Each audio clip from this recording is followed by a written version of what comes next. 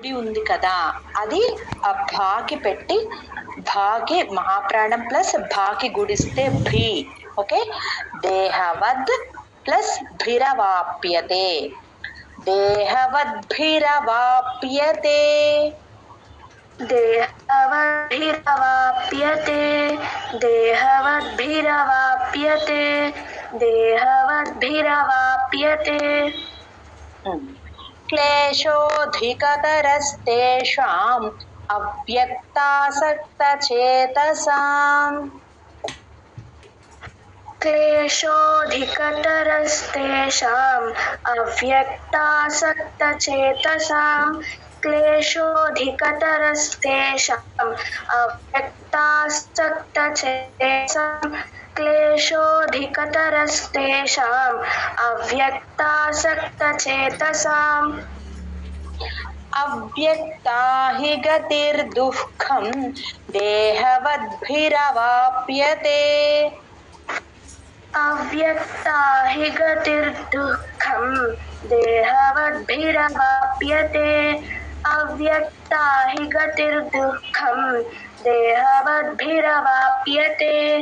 అవ్యక్తా హి గతిర్దుఃఖం దేహవద్భిరవాప్యతే క్లేశోధికతరస్తేషాం అవ్యక్తాసక్తచేతసాం అవ్యక్తా హి గతిర్దుఃఖం దేహవద్భిరవాప్యతే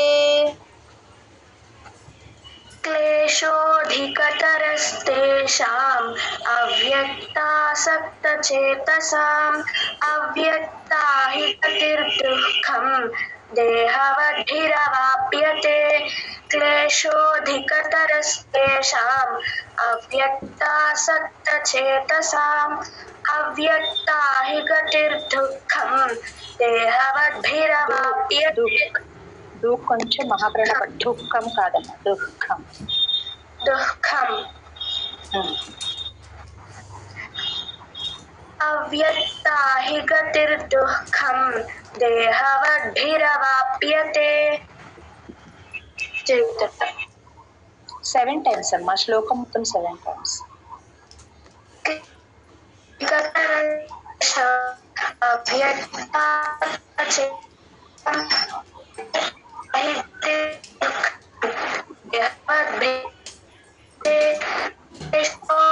వినపడట్లేదమ్మా నేను నెట్వర్క్ చూసుకోగలను ఒకసారి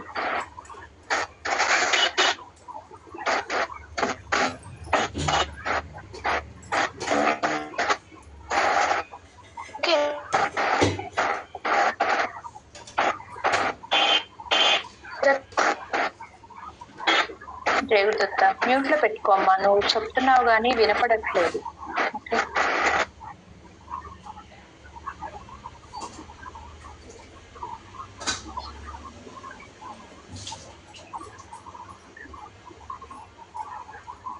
సుమగారు చెప్పండి ఆ శ్లోకం 7 times గుర్తుమ్మా క్లేశోధికతరస్తేషాం అది చెప్తున్నాము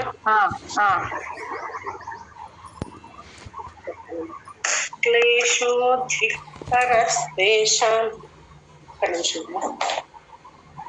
అంటే మీరు చెప్పడం అయిపోయినాక మీరు క్లాస్ ఫాలో అవ్వట్లేదా అమ్మా ఇంకా అమ్మ చేస్తున్నామ్మా అలా చేయకూడదండి అందరూ కూడా అన్ని శ్లోకాలు నేర్చుకోవాలి చెప్పాను కదా ఒక దగ్గర చెప్ప కూర్చొని అందరూ రిపీట్ చేసుకోవాలి చెప్పండి క్లేశోధికతరస్తేషాం అవ్యక్తాసక్తచేతసాం అవ్యక్తా హి గతిర్దుఃఖం దేహవద్భిరవాప్యతే క్లేశోధికతరస్తేషాం అవ్యక్తాసక్తచేతసాం అవ్యక్తా హి గతిర్దుఃఖం దేహవద్భిరవాప్యతే క్లేశోధికతరస్తేషాం అవ్యక్తాసక్తచేతసాం అవ్యక్తా హి గతిర్దుఃఖం దేహవద్భిరవాప్యతే క్లేశోధికతరస్తేషాం అవ్యక్తాసక్తచేతసాం అవ్యక్తా హి గతిర్దుఃఖం దేహవద్భిరవాప్యతే క్లేశోధిక డూ పక్కన హాఫ్ లెటర్ హా క్లియర్ గా వినిపించాలండి. దుఃఖం. క్లేశోధికతరస్తేషాం అవ్యక్తాసక్తచేతసాం అవ్యక్తాహి గతిర్దుఃఖం అవ్యక్తాహి గతిర్దుఃఖం దుఃఖం అవ్యక్తాహి గతిర్దుఃఖం దేహవద్భిరవాప్యతే క్లేశోధికతరస్తేషాం అవ్యక్తాసక్తచేతసాం అవ్యక్తాహి గతిర్దుఃఖం దుఃఖం అవ్యక్తాహి గతిర్దుఃఖం దేహవద్భిరవాప్యతే క్లేశోధికతరస్తేషాం అవ్యక్తాసక్తచేతసాం అవ్యక్తాహి గతిర్దుఃఖం దేహవద్భిరవాప్యతే క్లేశోధికతరస్తేషాం అవ్యక్తాసక్తచేతసాం అవ్యక్తాహి గతిర్దుఃఖం దేహవద్భిరవాప్యతే క్లేశోధికతరస్తేషాం అవ్యక్తాసక్తచేతసాం అవ్యక్తాహి గతిర్దుఃఖం దేహవద్భిరవాప్యతే. జై గురుదత్తం. జై గురుదత్త. ఓకే సచిన్.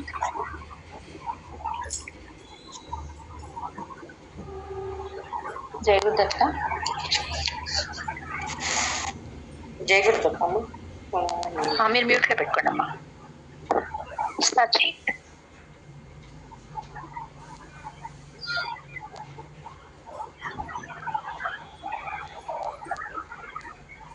శ్రీపావని గారు గురుదత్త మ్యామ్ రిపీట్ చేస్తారా అండి? చేస్తానండి. 6th శ్లోక 6వ శ్లోక అండి. ఏతు సర్వాణి కర్మాణి ఏతు సర్వాణి కర్మాణి ఏతు సర్వాణి కర్మాణి ఏతు సర్వాణి కర్మాణి మయి సన్యస్య. నా కింద నావత్తు యావత్తు సన్యస్య. మయి సన్యస్య మత్పరాః. మత్ ప్లస్ పరాః. మయి సన్యస్య మత్పరాః. మయి సన్యస్య మత్పరాః. మయి సన్యస్య మత్పరాః. మయి సన్యస్య మత్పరాః.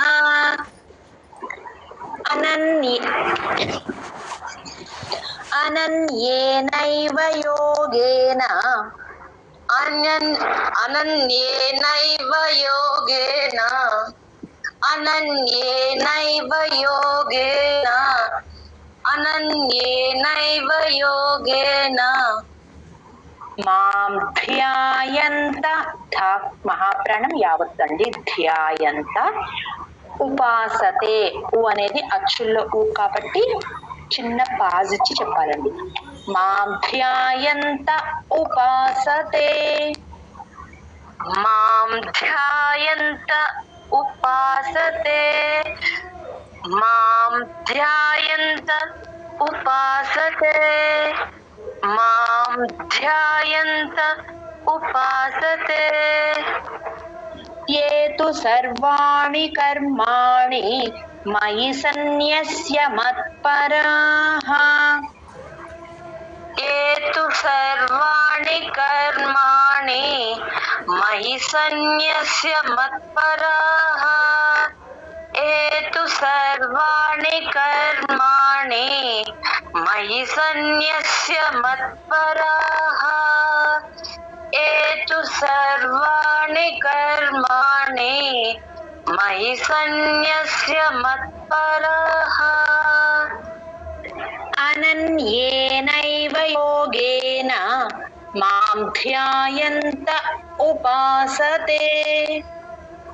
అనన్యేనైవ యోగేన మాం ధ్యాయంత ఉపాసతే. అనన్యేనైవ యోగేన మాం ధ్యాయంత ఉపాసతే. అనన్యేనైవ యోగేన మాం ధ్యాయంత ఉపాసతే ఏదు సర్వాణి కర్మ మ్యూట్ లో పెట్టుకో, నేను చెప్పేటప్పుడు మ్యూట్ లో పెట్టుకున్నామా, డిస్టర్బెన్స్ వస్తుంది. ఏతు సర్వాణి కర్మాణి మయి సన్యస్య మత్పరాః అనన్యేనైవ యోగేన మాం ధ్యాయంత ఉపాసతే. అనన్యే ఏతు సర్వాణి కర్మాణి మయి సన్యస్య మత్పరాః అనన్యేనైవ యోగేన మాం ధ్యాయంత ఉపాసతే. ఏతు సర్వాణి కర్మాణి మయి సన్యస్య మత్పరాః అనన్యేనైవ యోగేన మాం ధ్యాయంత ఉపాసతే. ఏతు సర్వాణి కర్మాణి మయి సన్యస్య మత్పరాః అనన్యేనైవ యోగేన మాం ధ్యాయంత ఉపాసతే.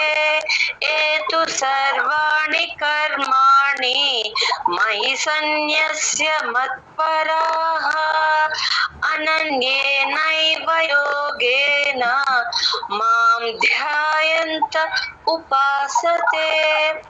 ఏతు సర్వాణి కర్మాణి మయి సన్యస్య మత్పరాః అనన్యేనైవ యోగేన మాం ధ్యాయంత ఉపాసతే. ఏతు సర్వాణి కర్మాణి మయి సన్యస్య మత్పరాః అనన్యేనైవ యోగేన మాం ధ్యాయంత ఉపాసతే. ఏతు సర్వాణి కర్మాణి మయి సన్యస్య మత్పరాః అనన్యేనైవ యోగేన మాం ధ్యాయంత ఉపాసతే. జై గురుదత్తం. 7 times అయిందండి. ఏమున్నది? ఏతు సర్వాణి కర్మాణి మయి సన్యస్య మత్పరాః అనన్యేనైవ యోగేన మాం ధ్యాయంత ఉపాసతే. జై గురుదత్తం. జై గురుదత్త. 7th శ్లోక అండి, 7వ శ్లోక. తేషామహం సముద్ధర్త. సముద్ధర్త దా కింద ధావత్తు మహాప్రాణం అండి, రా కింద తావత్తు సముద్ధర్త. తేషామహం సముద్ధర్త. తేషామహం సముద్ధర్త. తేషామహం సముద్ధర్త. సముద్ధర్